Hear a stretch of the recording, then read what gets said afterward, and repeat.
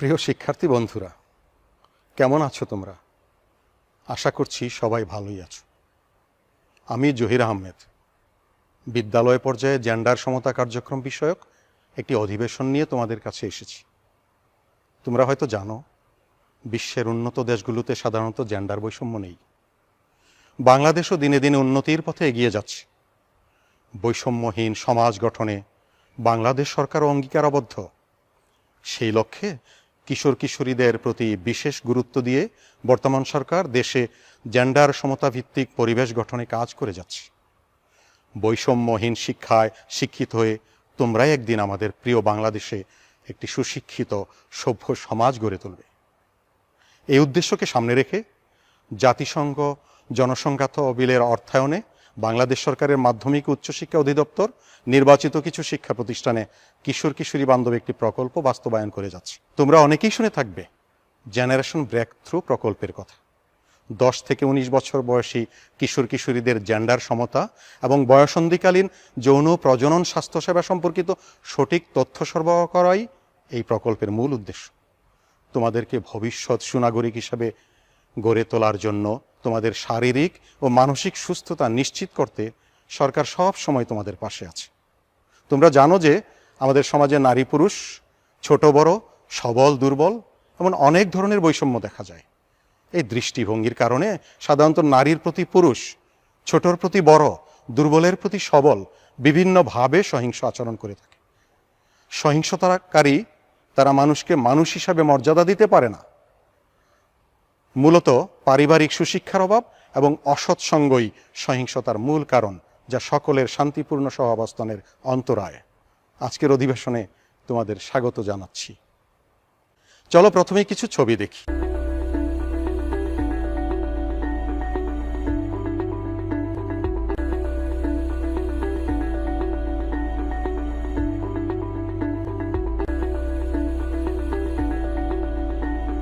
ছবিগুলোতে তোমরা কি দেখতে পেলে?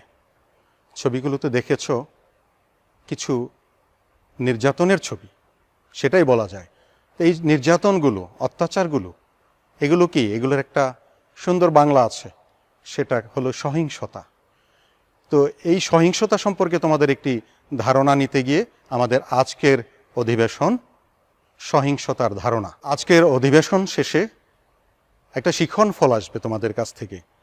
কি শিখতে পারবে এই অধিবেশন শুনে তোমরা? সেটা হলো, তোমরা সহিংসতার ধারণা ব্যাখ্যা করতে পারবে, সমাজে সংগঠিত বিভিন্ন ধরনের সহিংসতা চিহ্নিত করতে পারবে। তো প্রথমেই তোমরা একটা ভিডিও ক্লিপ দেখো। আমার নাম নুরুল আমিন। আমার চারপাশে যা কিছু ঘটে তার দায় আমি এড়াতে পারি না। যেমন ধরুন ইভটিজিং, হরহামেশাই এটা ঘটছে। এই নির্যাতন দেখেও আমরা হাত গুটিয়ে বসে আছি কেন বলুন তো? আমি আপনাদের কেমন করে বোঝাই? এই ইভটিজিং আমাদের মেয়েগুলোর মনে পাথরের মতো বোঝা চাপিয়ে দেয়। ওরা মাথা হেট করে স্কুলে যায়, ভয়ে থাকে, ফিরে আসে নির্যাতনের শিকার হয়ে। একবার কল্পনা করেন তো, এই সময় ওদের মনের অবস্থা কি হয়?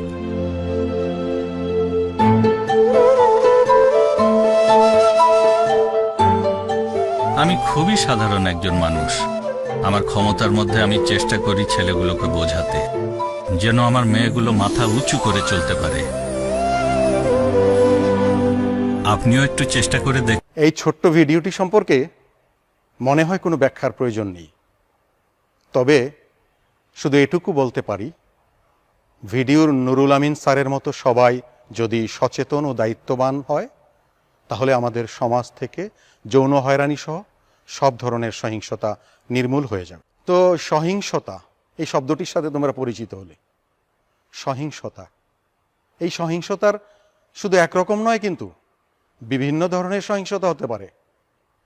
তো এই বিভিন্ন ধরনের সহিংসতাগুলো কি? দেখো, শারীরিক সহিংসতা তোমরা ছবিগুলোতেও দেখেছো। কেউ কারোর ওপরে শারীরিকভাবে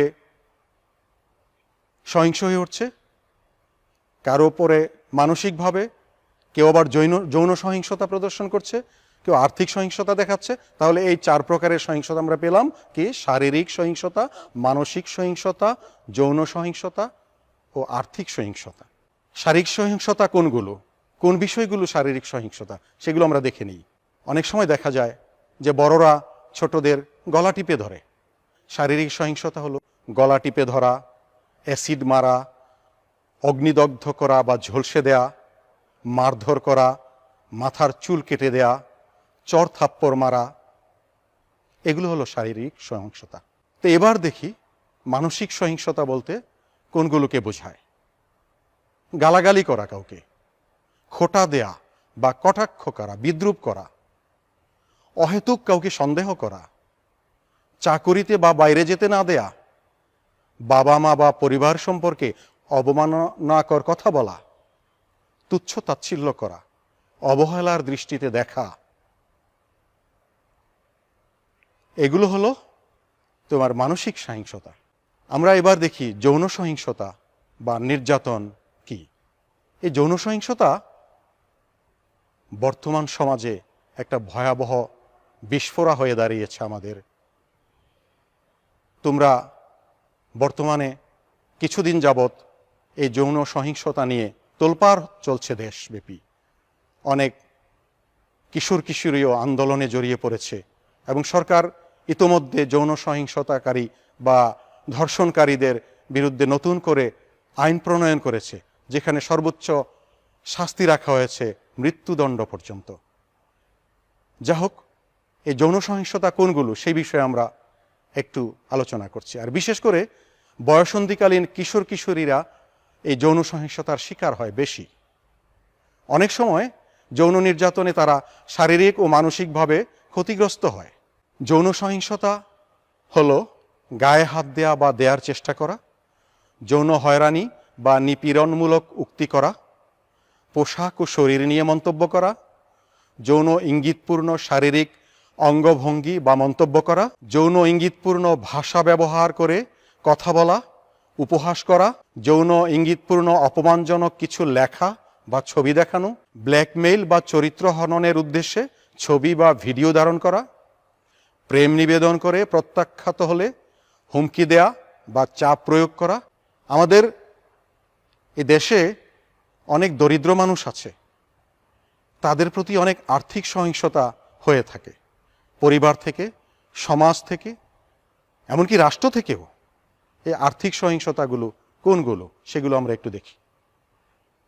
ভরণ পোষণ না দেয়া, পড়াশোনার খরচ না দেয়া, টাকা দিয়ে খারাপ কাজ করানো, টাকার প্রলোভন দেখিয়ে বিপজ্জনক স্থানে নিয়ে যাওয়া, অর্থ উপার্জনের জন্য চাপ দেয়া, এগুলো হলো আর্থিক সহিংসতা।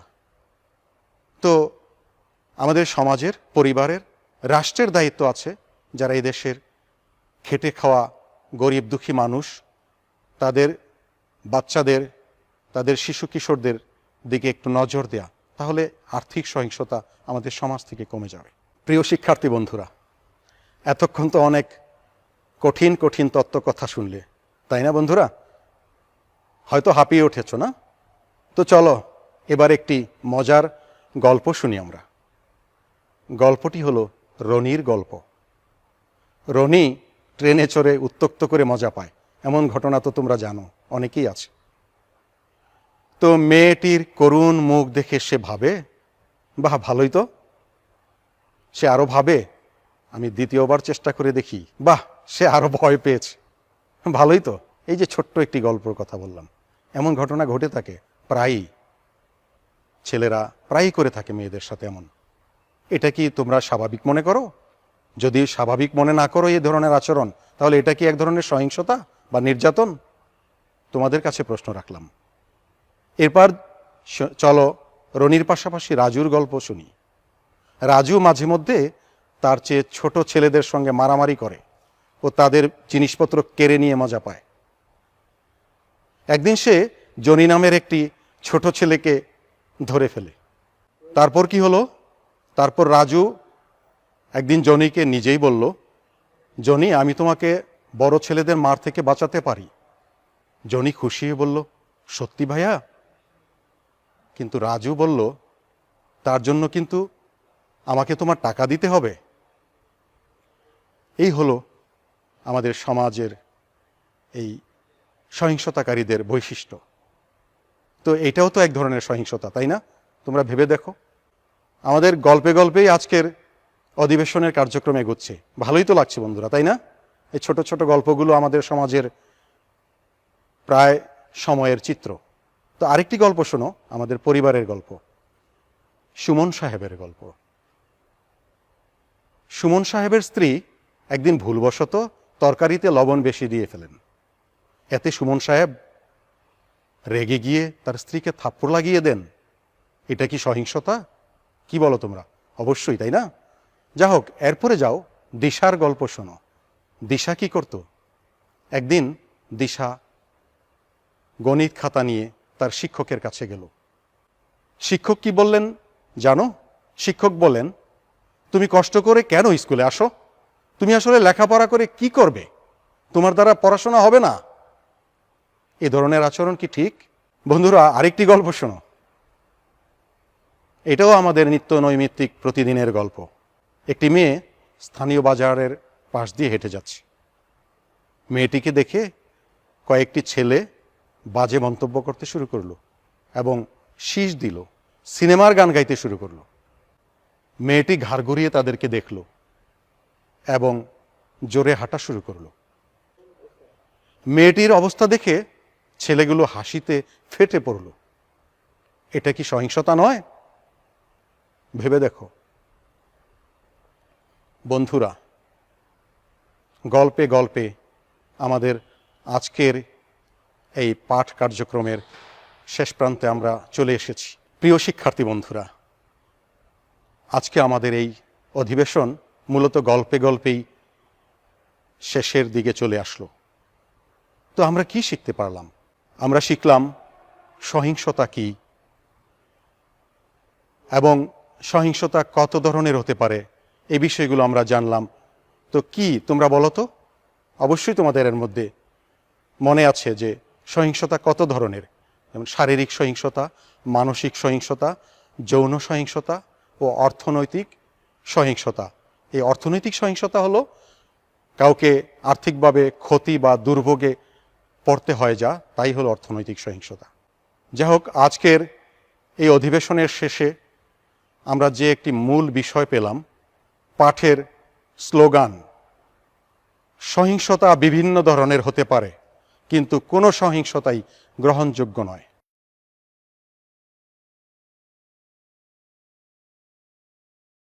প্রিয় শিক্ষার্থী বন্ধুরা, তোমাদের বন্ধুদের মধ্যেও হয়তো এমন কেউ কেউ আছে যে ঠাট্টা করে অন্যকে বাজে নামে ডাকে, তাই না? আবার কেউ এমনও থাকতে পারে যে অনলাইনে অন্যকে হয়রানি করে মজা পায়। এগুলো খুব বাজে অভ্যাস কিন্তু।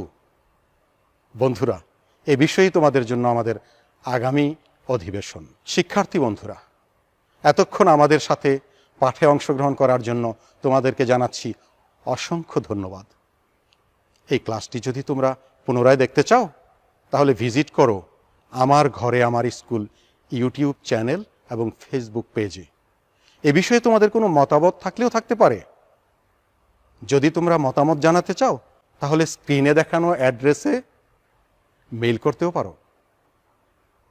বন্ধুরা, বাংলাদেশ সহ সারা বিশ্ব আজ করোনা মহামারীর ভয়াবহ দুর্যোগকাল অতিক্রম করছে। আশা করি পরম করুণাময় স্রষ্টা অচিরেই এই দুর্যোগ থেকে বিশ্ববাসীকে মুক্তি দেবেন। কিন্তু বন্ধুরা, একটি বিষয় ভুলে গেলে কিন্তু চলবে না। সুস্থ নিরাপদ থাকার জন্য আমাদের সরকারি স্বাস্থ্যবিধি মেনে চলতে হবে। অবশ্যই মাস্ক পরে বাইরে যেতে হবে। সবশেষে সকলের সুস্থতা, সৌন্দর্য ও শুভকামনায় আজকের মতো বিদায় নিচ্ছি। ধন্যবাদ সকলকে।